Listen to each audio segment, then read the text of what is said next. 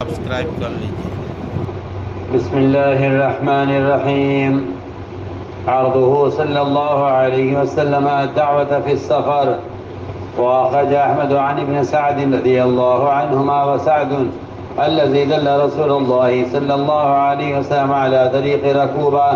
قال ابن سعد حدثني أبي أن رسول الله صلى الله عليه وسلم أتاهم معه أبو بكر رضي الله عنه، وكان لأبي بكر عندنا بنت مسترضعة، وكان رسول الله صلى الله عليه وسلم أراد الاختصار في الطريق إلى المدينة، فقال له سعد: هذا الغائر من ركوب ضربه للصان من أسلم يقال لهما المهانان، فإن شئت أخذنا عليهما.